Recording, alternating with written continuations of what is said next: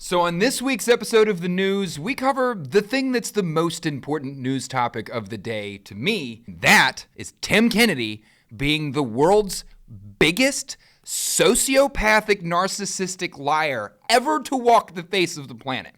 And it isn't about riding his coattails or trying to make a name for me, for Tacticon, or for the Anti-Hero podcast guys.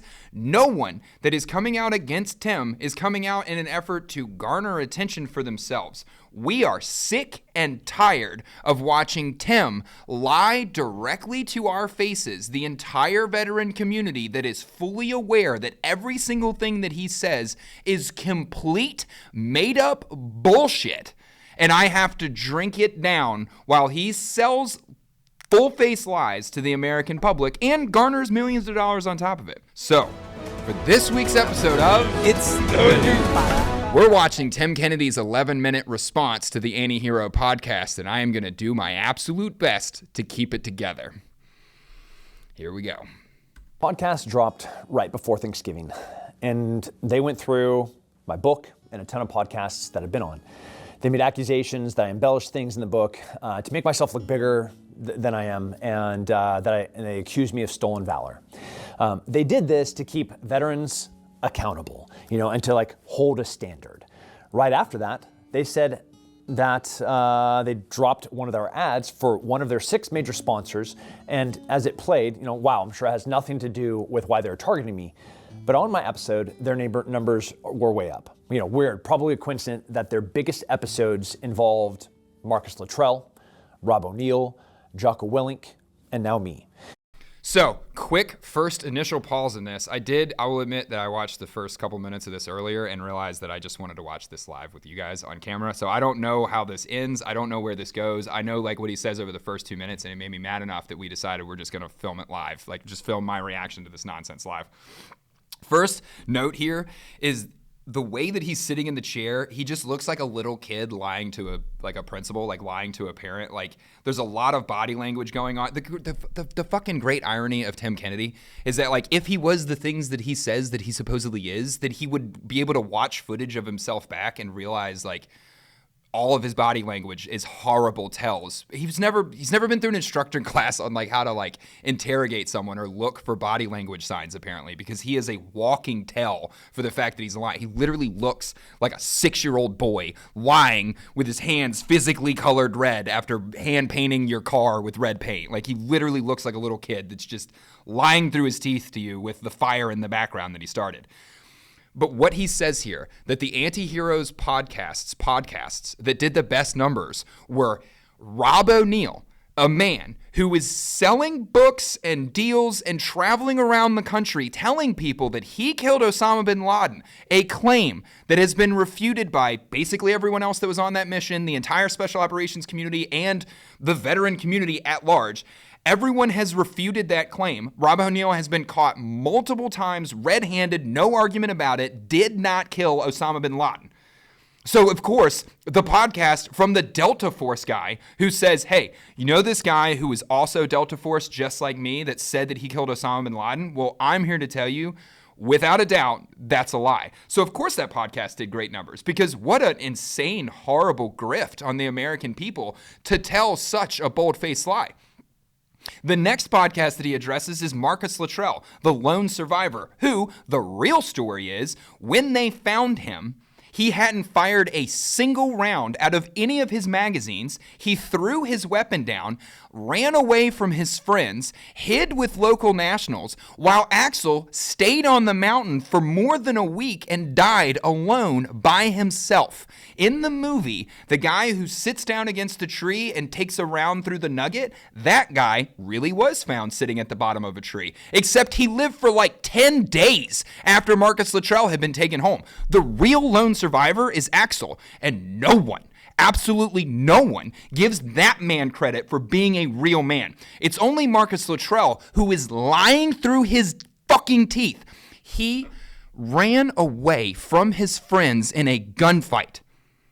He ran away from his friends in a gunfight and then made millions of dollars lying about it. So of course Marcus Luttrell's podcast did great because everyone wants to know the real story. There's an incredibly large amount of people that know that that story isn't true because everyone in the military heard it wasn't true. The other person that he addresses is Jocko Willenick, and there is a lot of bad rumors about Jocko Willenick. A lot of bad rumors. A lot of those rumors involve the fact, why exactly were Navy SEALs kicking in doors with regular Marine units during the day? That isn't how anything works. You were putting legit national assets into the battlefield in the worst possible positions in order to make a name for yourself, and then you monetize that name as soon as you were out of the service. So yeah, all three of those podcasts were podcasts exposing some of the largest people in the 2A and the conservative media space, some of the largest voices in the veteran community, and they're the biggest liars out of all of them. What they are doing, what Tim Kennedy has done, these lies that they tell is 5,000 times worse than a homeless guy wearing an Army PT shirt. We're all happy to point our cell phones at that guy and scream stolen valor and post it on YouTube. But somehow we're uncomfortable as a community when Tim Kennedy makes millions of dollars telling complete fairy tales. So yeah, 100%. It's about holding the veteran community accountable. But more than that, it's about holding Tim Kennedy personally as a person accountable. Your lies are gross negligence. Not only do they encourage other young men to do insanely stupid things inside of gunfights, but you're monetizing off of utter bullshit, stolen valor, while spitting in my face telling me that me knowing it's a lie is the lie. And if we continue to allow this guy to be the spokesperson for the veteran community, it's so disgusting. So disgusting. Moving on. You know, I think it's totally hypocritical and it's intellectually dishonest to be pretending that you're on the moral high ground and then misrepresenting facts, lying, paraphrasing, and then taking things out of context. You know, I don't think we're going to get through this video. Nothing in the Anti-Hero 3-hour podcast is taken out of context.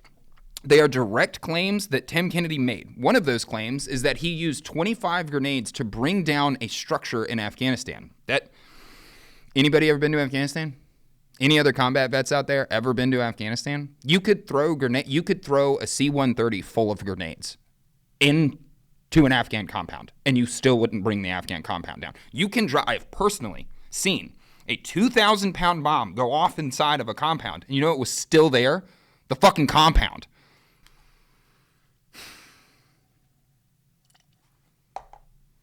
I really want to get through this, and I really don't want this video to be exceptionally long, but I am exceptionally passionate about this. Tim Kennedy is spitting directly in my face. He is spitting directly on the graves of my dead friends. He is spitting directly on the stories and the accomplishments and the things that I saw with my own eyes. He is saying that his stories are the real ones and mine are the fake ones. And people died for mine while he made his the fuck up in the shower. Actually better when they go after people with big followings. You know, and thank God that, we have purists like them among us.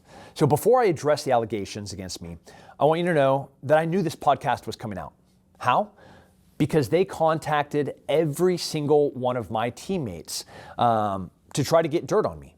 Almost everyone told them the same thing, that they weren't interested, and then they called me and let me know. A couple of people that I've never been on a team with, they talked to them, and that's totally their right. I'm not mad whatsoever, and they should tell their stories, just like I told mine. But this idea that there is some universal truth that is, the opposite of what I said is absolutely absurd. Tim, you don't have to put the word universal in front of the word truth, because the word truth means one version of reality that was the real version. There is what happened. There is the reality that we all live in. That's truth. And then there's whatever the fuck it is wherever the fuck it is that you live, in complete made up Narnia land, where you think that you can leave the service and just make up the wildest bar stories I've ever heard in my life, and then sell a book on it, make millions of dollars on it, and think that no one is going to come along and say that isn't true. In your book, you make the claim that a man like me, a regular Army combat arms guy, if I had been put in your position, that I would have murdered women, children mercilessly in a village. I was a professional too. And the people I worked with were professionals. And what's truly disgusting about it is that in your book, the only true part of your book is that you threw a fucking hand grenade into a building for no reason at all and fragged women and children. You actually claim to murder a town of women and children in your book. You actually claim to have just gotten angry, to allow your emotions to override you, and mercilessly murdered anyone that looked at you and your unit the wrong way, while claiming that me, a regular Army guy, would have done the same. No, sir. I walked the same streets that you walked. I drove the same routes that you drove. I fought the same people that you fought. And you know what I didn't do? I never hand grenaded women and children because I was bored and childish. You are stupid and you were bad at your job, and other people cleaned up and covered for you. That's what happened. You should be in prison for having thrown that hand grenade. I am a Green Beret. I was a UFC fighter. I am a Special Forces sniper. I went to Spartic. I'm a graduate. I went to Ranger School. I was part of Afghanistan during the evacuation. I went to Ukraine immediately following the Russian invasion. I'm an Iraq and Afghanistan combat veteran, and I didn't see anyone from the podcast in any of those places. War stories are never the same. And ask anyone who's been to combat or review board what happens when you interview 5 guys in the same battle. You're going to get 5 different stories. And if there's a feed running, you get a 6th. At the beginning of my book, I literally outlined that fact as clearly as I could. There's no chance that my version is 100% reality and accurate, but that is what I remember. There is a giant difference behind the physiological, like what happens inside of your brain during incredibly stressful moments. Your brain will shut out traumatic moments in order for you to like operate and survive inside of those moments. So what he is saying on like, you could have 10 guys that all got into a gunfight and we were all next to each other and you get kind of 10 different storylines is totally true. We may say that there were different amounts of fighters. We may say that there were different guns that shot at us. We may remember different amounts of explosions. But what your brain doesn't do during stressful moments is make up complete alternate versions of reality and then sell a book on that made up nonsense. All of the combat stories inside of Tim Kennedy's book are complete bullshit. And they're complete bullshit because anyone who has ever actually run a gun, anyone who has ever actually been in gunfights knows that if you acted like he supposedly acts in his book, you would not survive the gunfights. At no point in professional gunfights is anyone running around on their own throwing hand grenades through windows and buildings. And when that shit happens, they give the Medal of Honor to them. He didn't even get a Medal of Valor. Despite the fact claiming multiple, and despite the fact claiming multiple Purple Hearts, he has none of that shit. I'm a regular Army guy, and I have more shit on my uniform than Tim Kennedy does. And he has 2 tabs that I didn't get. Reality to the best of my recollection, and that was supported with my journals and supporting interviews of other people throughout the whole entire book. You know, with that being said, I want to address a few things. And not everything, because they went off for 3 hours about all of the things that I have done wrong and all of the inaccuracies. You know, so let's get into it. Number 1, did I fail sniper school? You know, and this is the intellectually dishonest thing where, and super hypocritical because they're taking things out of context. Yes, I did fail sniper school. You could say that. What happened is, when I got my sniper school date, it was going to be 10 days before my own wedding. So I asked Sergeant Major Fernandez, Conrad Fernandez, if I could go to a different class. Man, and he gave me a tough pill to swallow. He says, yeah, man, but what you have to do is you have to show up on day 1, because if you no-show, we will lose our slot to a future course. And show up and you're gonna have to fail. So I went 0 for 25 for the Special Forces Sniper School shoot-in. And then I went to the very next class and graduated.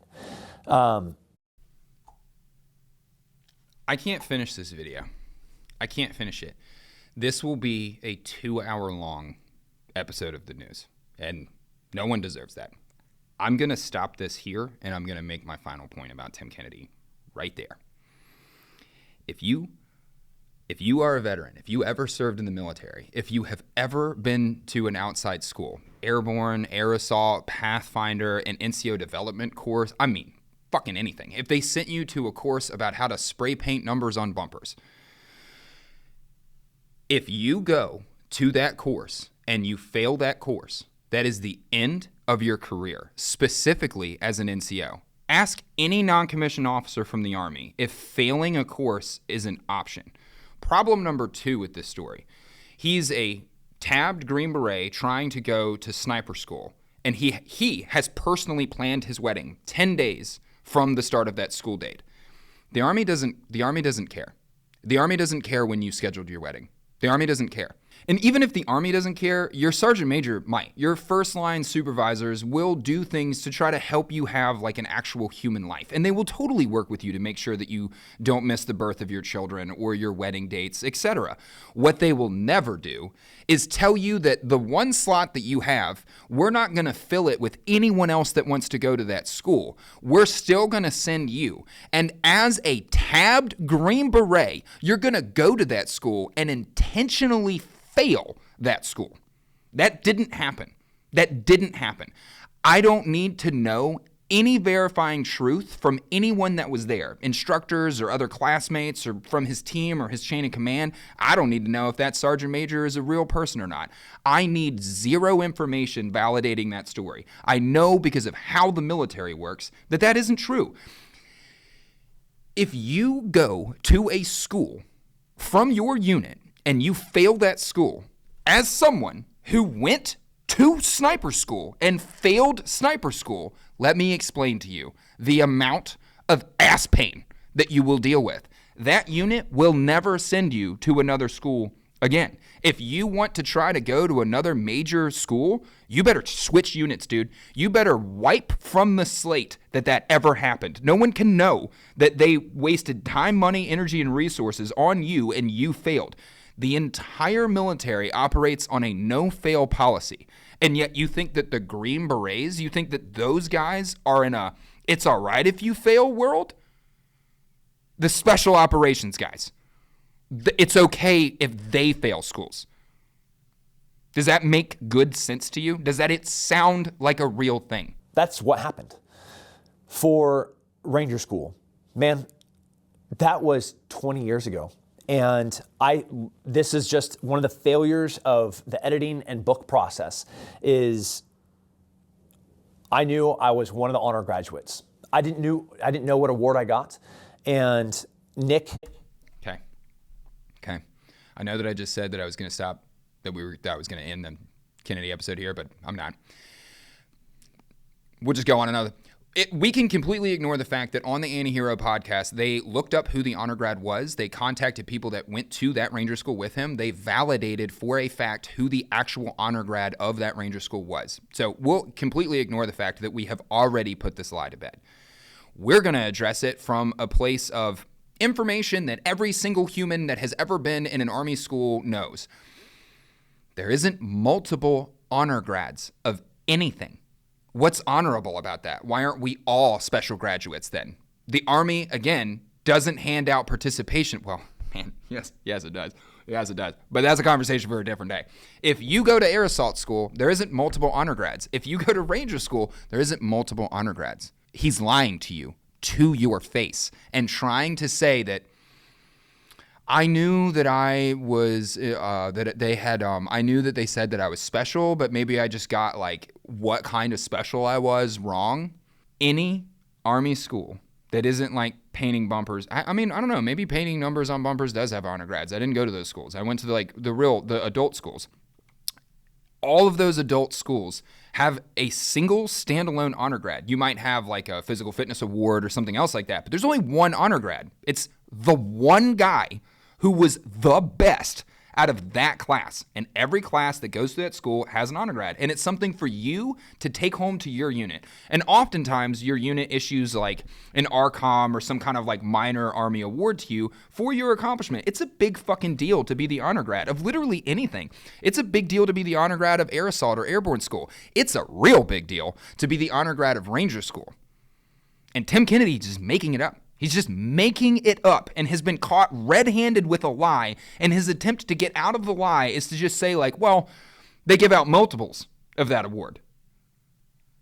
Bro, you're spitting in my face. You know that most of the American population doesn't know that you're lying. And you're totally okay pissing off everyone that has ever served in the military, while supposedly being our voice, you're the spokesperson for the veteran community, and everything that comes out of your mouth is bold-faced bullshit?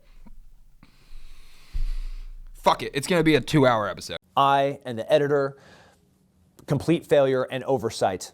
As an honor graduate, of me getting the tomahawk and getting the award with my team sergeant and my team leader. That's a picture of Tim Kennedy standing with two people that are both wearing black berets, not green berets, and nothing about that picture said that he was an honor grad of anything. That was just a picture of him finishing probably Ranger School. It was probably a picture of him finishing Ranger School, but... Where's the award, Tim? Show me the ARCOM you got that says honor grad, Ranger School, class, whatever the fuck. Show me the ARCOM. You can't, Ed can you? Weems and Mike Gomez, love you guys. 20 years removed, being a graduate, and then immediately going on another trip, I couldn't remember which award I got. So complete mistake on that part. Then for Spartic, another thing that you took out of context. Yes, I have been to Spartic 2 times. I've successfully completed Spartic 2 times. I consider that a great and wonderful thing because it has a very high attrition rate.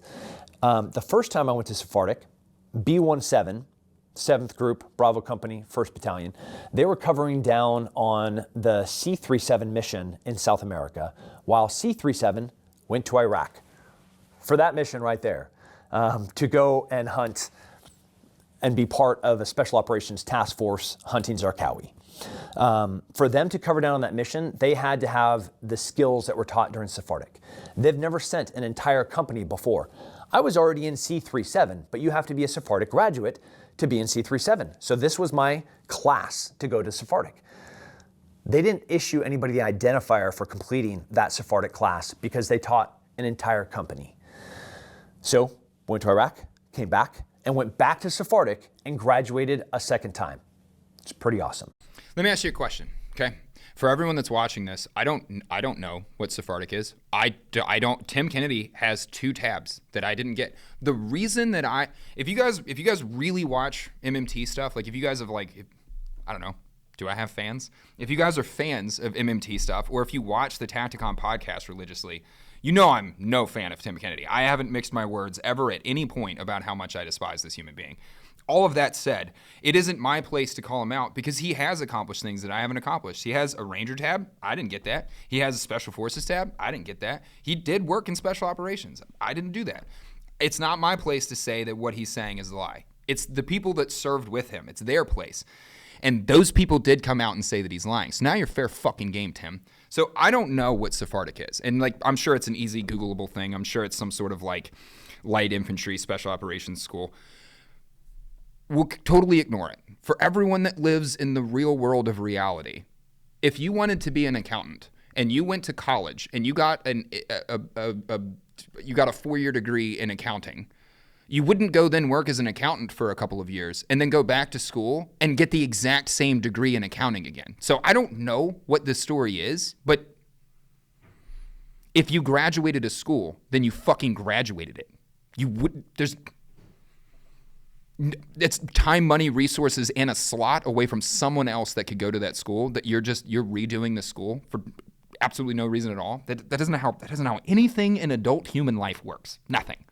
It's like saying you got a haircut and went back and got another haircut. Non-Purple Heart. First of all, it's insane that you're using a 2011 DD-214 as your document of proof. It's 13 years old now. So addressing the Purple Heart thing, it's not a question about your DD-214. It's a question about the fact that you have claimed in multiple interviews on multiple podcasts, in your book, all over the place, that you were wounded in combat multiple times, except there isn't a single picture of you in uniform. There isn't a single shred of evidence to show that you have a Purple Heart at all. And I haven't seen this part of this interview, but what do you guess? He doesn't show us any evidence of a Purple Heart. He just says some things. A lot of things have changed in the career since then. But one of the things that wasn't on that DD-214 is a Purple Heart. I was injured while I was in combat, and you can watch. You can go back to fights in 2003, 4, 5, and 6, and you're going to see my neck and my back one way, and then from 2007, 8, 9, until today, you'll be like, whoa, he looks significantly different. And you're going to notice a bunch of brown marks on my shoulder and my neck. What I didn't have is a chain of command, a direct chain of command. I was not on an ODA when I went to Afghanistan in 2008. I didn't have a team leader. I didn't have a team sergeant. I didn't have anyone putting me in for orders. When I came out of the Urizgan Valley after those ambushes, and then we made it back out of Firebase Anaconda by the grace of God and by the heroes to my left and to my right, like they're 100% the heroes in all of this. There's no one, I just wanted to stay in the fight.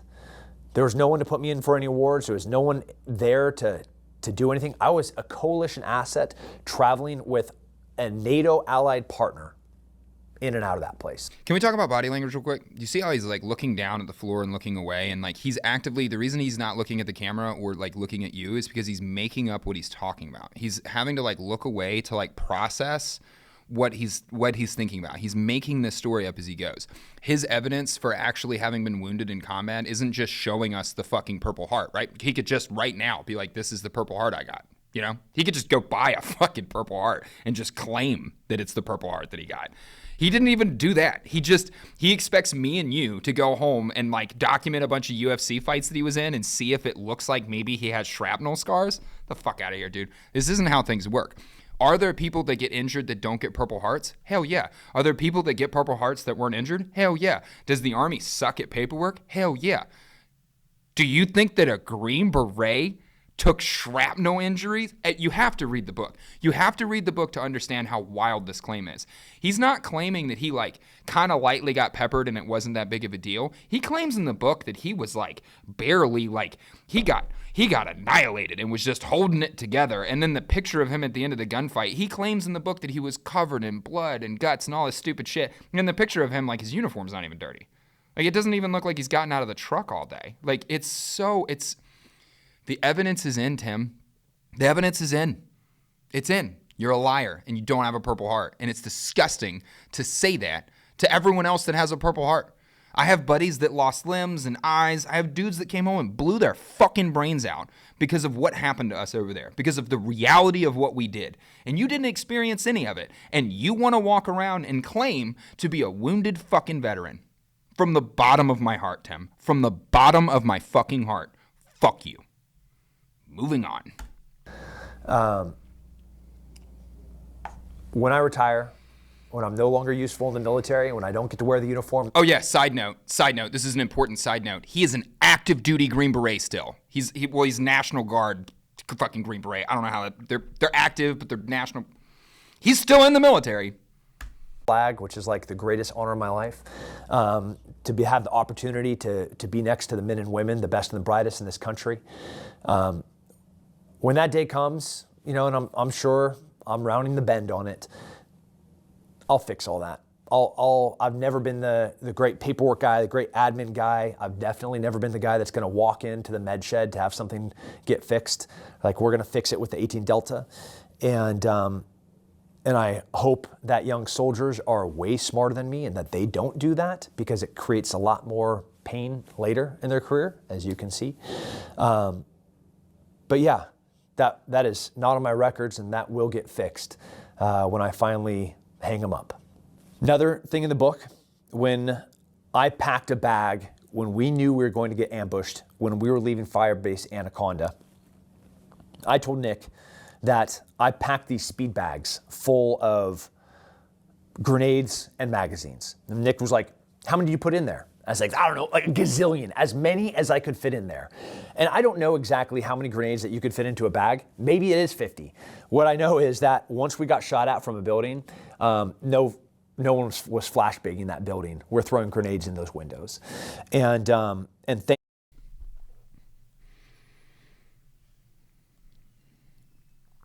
Timothy, you just said it again. You just said you had a bag with 50 grenades in it.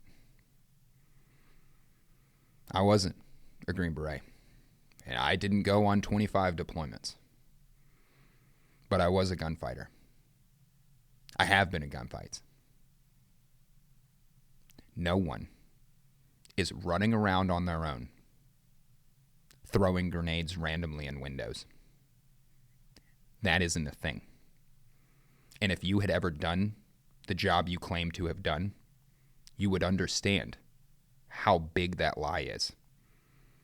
But because you haven't done that actual job, because the actual reports of everyone that was on your deployments with you, everyone claims that you were a new guy that did not know what you were doing, and you were kept Velcroed to someone else because of you being a liability. Your inexperience was a liability to people on ground.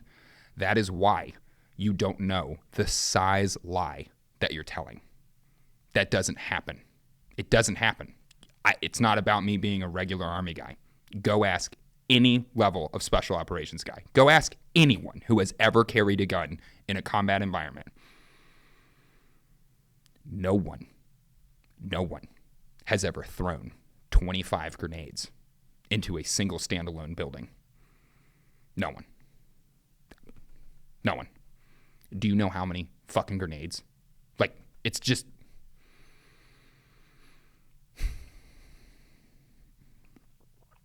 I'm genuinely struggling with this.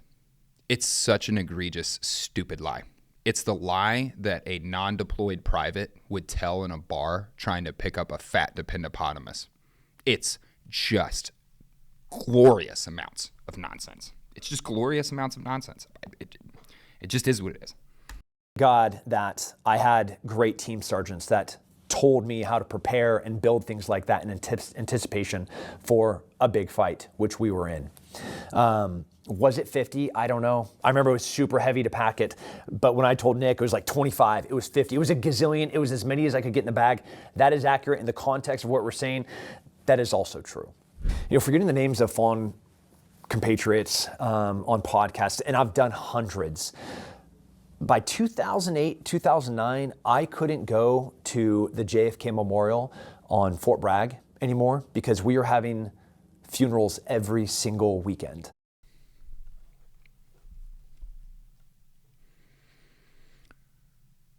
For absolutely everyone who has lost a teammate or a platoon mate in combat,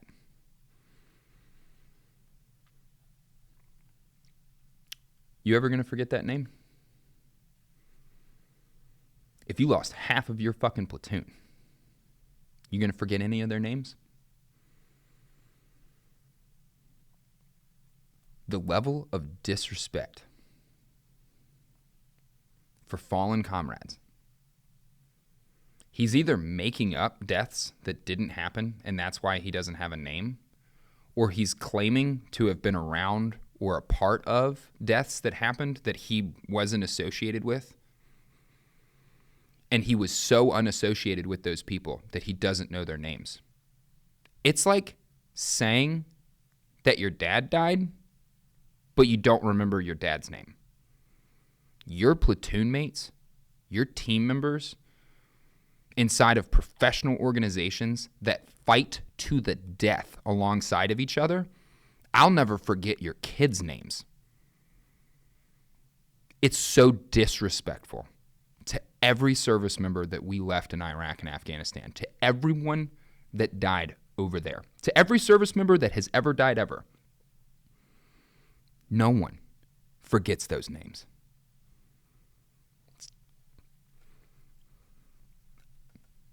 I don't have words for it. I don't have words for it anymore. And that sucks, man. That it's like a knife straight to the heart.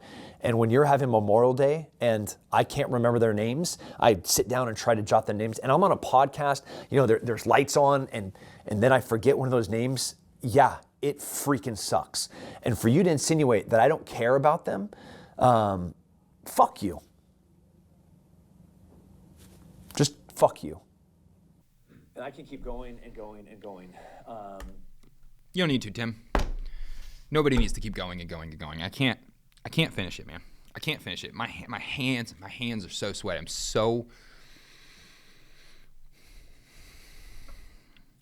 Tim Kennedy is the biggest grifter to ever steal valor in any way, service or not in the service, He's worse than any lying politician in the country. I think he's worse than any fucking criminal. He represents the absolute destruction of everything that the military is and everything that special operations is. The idea that we are professionals, the idea that Green Berets are silent professionals. He's not just not being silent, but he's not being a professional. He is bold-faced lying to anyone that will listen to him. And he's completely unbothered by how despicable the lies are to actual veterans, to actual guys that have served.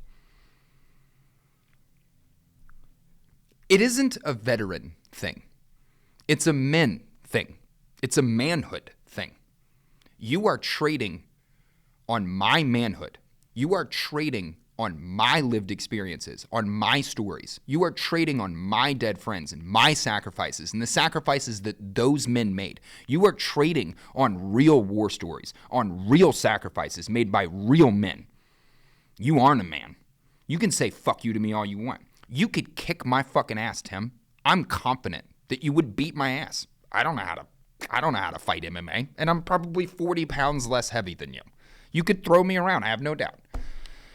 But I tell you what, my nuts are 10 times the size of yours. My manhood is something that you'll never, ever have or understand. You are a liar through and through. And the only thing that your children will ever remember about you is that your dad was such a liar that you don't want anyone to know your last fucking name.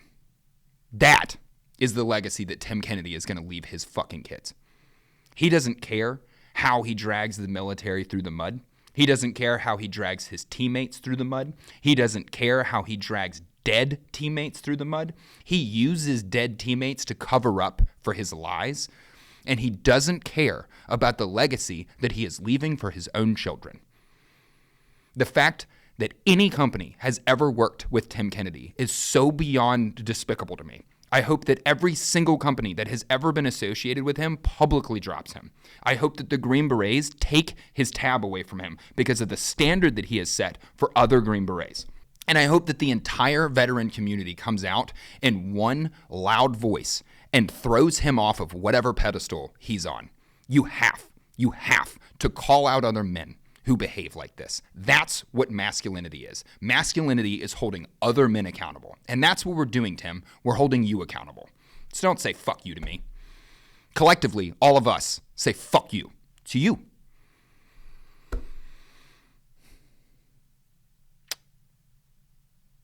I don't want to talk about Tim Kennedy ever again. Good luck, Tim.